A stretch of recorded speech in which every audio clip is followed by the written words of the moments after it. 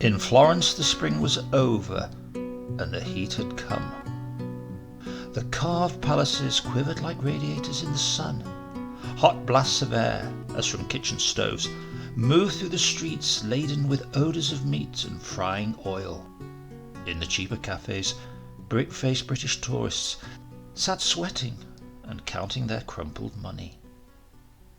But from the tower of the Palazzo Vecchio one could look out across the roasting roofs of the city and see the rising hills around, vistas of wine and olive, cool blue and frosted silver, a series of diminishing horizons, jagged and sparkling, floating south like icebergs in the fresh clear air. I'd had my fill of Florence, lovely but indigestible city. My eyes were choked with pictures and frescoes, all stamped one on top of the other, blurred, their colours running. I began to long for those cool uplands, that country air, for the dateless wild olive and the uncatalogued cuckoo. I decided to walk to Siena, some 50 miles to the south, along the old road through the Chianti hills. So I packed a rucksack, rolled up a sleeping bag, bought a map, and left the city in a pair of stout shoes. It was noon, but it might have been midnight. The sun was blinding and the streets deserted. I took the Via Chiantigiana and walked in a daze for 2 hours. At 2 o'clock I flopped in the town square of Gracina and ate my lunch. Bread, wine, fruit, and a memorable ice cream. In the cafe shade sat a row of old men with short silver hair, squeaking at one another like crickets. Nearby stood a row of mules, covered with wet sheets, and dozing. In a dry and rubbishy gutter the town idiot sat fishing with rod and line. Curly-haired children, with the gilded faces of angels, taunted him happily and baited his hook with orange peel. For some time I watched a procession of girls in flaming red dresses filling their kettles at the public tap. Then, heavy with wine, I staggered out of the town and slept for 2 hours on a bank of sage. Through the late afternoon I walked 6 miles, climbing slowly into the hills. The road was white and deep with dust. The dust lifted like smoke on the evening wind and coated my hair and hands with tiny fragments of marble of the Tuscan cities and their white cathedrals. The hedges were rimmed with dust and starred with jasmine and dog roses, huge blossoms, heavy, dilating, fat as clotted cream, and bigger than any others I have ever seen. And at 6 o'clock rose the dog-rose moon, and hung pure white in the daylight sky. My bag grew heavy, and heavier as I climbed, but at last I reached the crest of the Campo del Ugolino, and took a farewell look at the Florentine hills. Classical backcloths slashed with cypresses, powdered with great bloom by the evening sun, and glittering with alabaster villas. At last I felt I was on my way. I had reached the first of those magical horizons, and my feet were sound. Larks started up, and cuckoos called, and the bright green lizards shot from stone to stone. Under the long evening shadows I entered Strada in Chianti, and marked it on my map. Strada, strung out along its street, was cool and busy, engrossed in flashing needles. Groups of young girls sat on the pavements, embroidering and making lace. Old men with sharp knives split withes as though they were flaying devils. Old women, toothlessly chewing, were plaiting straw hats with black and frenzied fingers. Only the young men were idle, squatting on their haunches outside the wine shop, talking of football. I had a meal here, spaghetti cooked with oil and butter, black wine of the village, and 2 fried eggs. The plump girl who served me leaned through the window and sang with voluptuous melancholy into the street. The street was full of swallows diving low. The room was full of flies. When I finished, the girl helped me on with my rucksack. Feeling the weight of it and puffing huge sighs of consolation through her wine-coloured lips. "Why do you walk?" she asked. "Are you German?" "No," said I.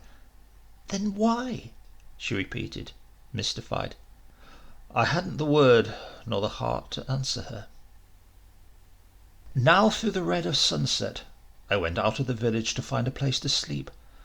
A wood or a ruin would do, and I walked 3 miles looking for it. An uneasy time, full of illusions of homelessness, as the daylight dies, and the rose-warm clouds go dull like wet ashes, and I enter the dark country, and am suddenly startled by the sight of my moon-thrown shadow walking beside me. I found a wood at last, and unpacked among the bushes. The ground was hard and covered with little stones and flowers. The air was thick with the scent of thyme and honeysuckle. I rolled myself up in my bag and tried to sleep. I shall not forget that night.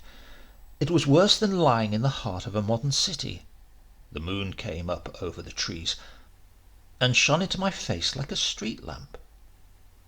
Then, as though at the turn of a switch, the whole countryside suddenly began to whir and roar, to squeak and whistle. The expected silence of the night became a cacophony of bellowing frogs, blundering beetles, crickets and cuckoos, mosquitoes, mice, donkeys, dogs, and nightingales.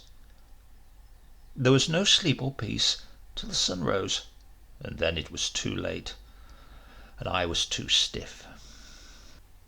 At 7 I drank my bottle of water, cooled by the night, and I took to the road. I was some 2 hours from Grève, the heart of Chianti, and there I planned to drink a lot of coffee.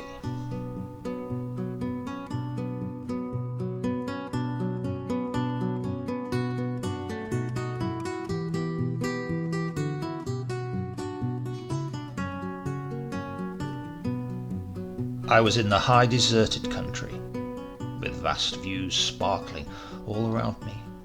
Wild wheat grew everywhere, hanging its frail bleached spears. The sun was remorseless in the sky. I went down into a deep valley of oak woods, past sad shut farms, with shell-pocked walls, over broken bridges shored up with tree trunks. This is a country of broken bridges, and almost every house has its wound.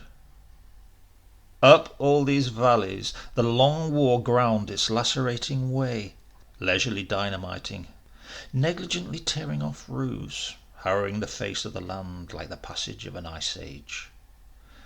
That is also the tragedy one senses in these shut-up farms, in the Tommy gun scars on cemetery walls. Murdered unquietly, passionately, with the rescue bogged down on the other side of a mountain, arriving so seldom in the nick of time. No neat dreams of Hollywood, but the casual truth of war. At the bottom of the valley I found a green river and bathed in it. Soapsuds floated down among the pebbles from a washerwoman upstream, and white-smocked children, as neat as cherubim, walked along the banks on their way to school. On this road I met a vast flock of sheep, driven by a cloaked shepherd and a mad-eyed dog. The sheep tinkled with bells. Their hooves thudded in the dust like thunder-drops. An occasional ram slunk by, his head low under the coiled weight of his horns. and one single remarkable sheep caught my eye. Was it mascot or mystic symbol? It shone high, tattooed with an elaborate crucifix and scarlet fleur-de-lis.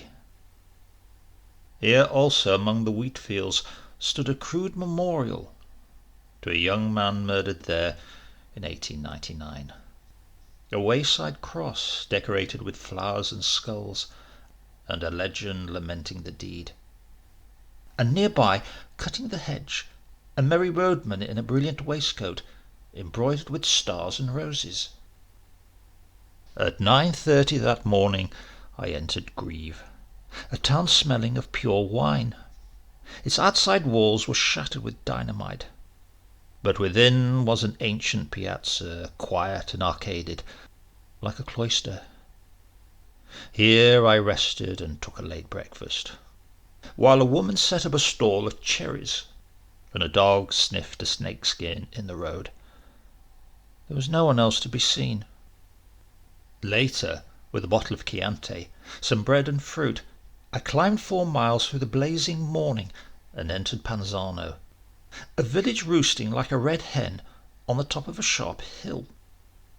I found Panzano full of fate and excitement. It was the day of the annual bicycle race. Young men with brown legs and very short shorts were limbering up and pinching their bicycle tires. In the square there were stalls selling ice creams, medicine, balloons, copper jars, looking-glasses, and American chewing gum. There were flags and summer-looking girls everywhere. It was to be a great day. But I left it and came down a steep hill that coiled into the heart of another valley. And my feet began to ache and thirst to plague me. The road forked, and there was no signpost. I asked an old woman for Castellina, and evilly she bade me take the left one. In this valley I paused at midday, by a stream that came tumbling cold from the hills. In this water I cooled my wine, put my cherries to wash in a little whirlpool, and hung my burning feet in the chill current, among the tickling fishes. It was an ecstasy of mirage and delirium, to be experienced only after 4 hours of footing a white-hot mountain road. I drank the cool wine, and ate my bread and cherries, then stretched myself out among the wheat which grew to the water's edge. The depths of the wheat was a tangle of wild flowers, moon daisies, gentians, scarlet poppies, with columbines twining up the wheat stalks and hanging their blossoms among the ripening ears. It was a good place to be. Nearby, a charm of nightingales flooded the daylit branches of a wood. Slightly drunk, crooning and groaning, I sang myself to sleep.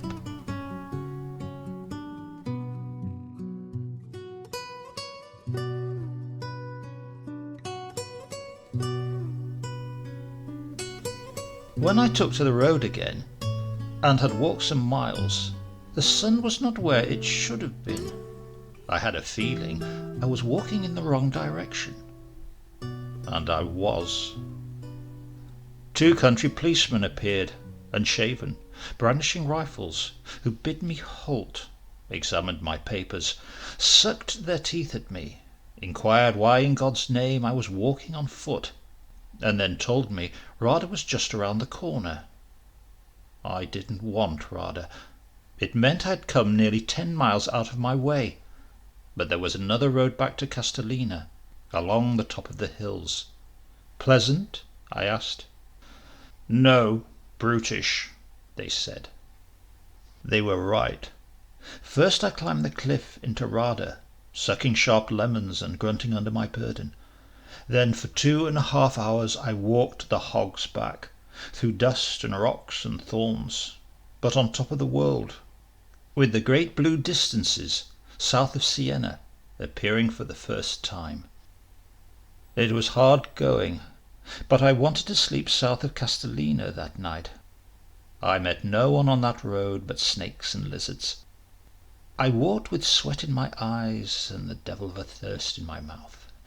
But I passed through one of the most beautiful stretches of country in the whole of Middle Italy, the roof of those green and secret valleys where the great bubbles of Chianti swell and sweeten in the sun. That night I camped on the high plain 2 miles south of Castellina, on a platform of ground commanding great views. When the blue night came, the distances below me, with their many villages, sprang into clusters of light, like diamonds scattered on velvet. I lay down with my head against a bush, and in the bush there was a nesting bird.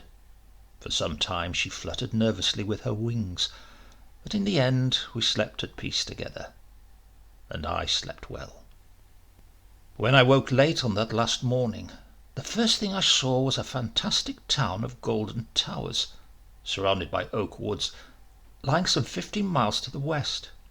It was San Gimignano, that medieval parody of Manhattan, soaring, glittering, and unbelievable.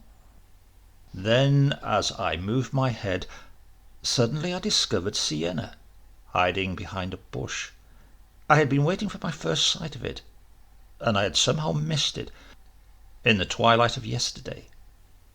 It stood far off, but clear, a proper city, rose-red and ringed by a great wall, with cathedral and palaces topping its trinity of hills, and all the green country rising and breaking around it. It was a city compact as a carved Jerusalem held in the hand of a saint, and behind it hung a folded mountain, blue like a curtain nailed against the sky. So I took to the road once more, the last leg of my journey and of my strength. The sun was inexorable, the landscape already quivering like water in the heat. I walked in a dream of thirst and aching muscles. Lizards and dragonflies sprang from beneath my toes. White oxen, with horns like swords, ploughed drunkenly in the fields, slicing the chocolate earth. Then I spied a farm on the skyline, with 2 women herding pigs. I decided to beg for water. I came up the hill, blonde, burnt, in my khaki slacks, bowed by my fool's burden. But the women saw me coming. "Tedesco! German!" they screamed. Pigs, goats, poultry were driven into the farm, doors slammed, windows shuttered. Guiltily I passed the shell-shocked buildings, and silently they watched me. A long morning of exhaustion and enchantment, sucking dry lemon skins, with the exquisite landscapes growing like dreams one out of the other, vines and mulberries and moon-coloured olives, wayside madonnas laced with dusty flowers, and steep little fields tilted towards the sun, full of red wheat and flickering salamanders. By noon I had walked 12 miles, and Siena stood above me. My 3-day journey was almost over. Slowly I crawled towards its rusty walls. By now Siena had become for me a city of ice, of courtyards dripping with wet roses, of sparkling fountains and flashing fish.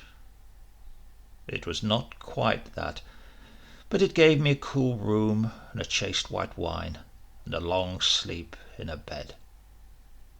It also gave me streets too narrow for Cadillacs, streets in which to walk and draw one's finger along the walls of palaces, in which to hear the sounds of choirs, mandolins and flutes, and cataracts of conversation. It was a city gilded with the patina of ancient devotions, the brooding celestial visions of its 14th century painters, the gaunt glory of its supreme personality, Saint Caterina. It was a city that seemed all molten gold by day, and by night a ghostly silver, beaten out by a huge and antique moon. It was a city of pilgrimage, and one to which one must always return. But next time I think I'll take a train, or perhaps a string of mules.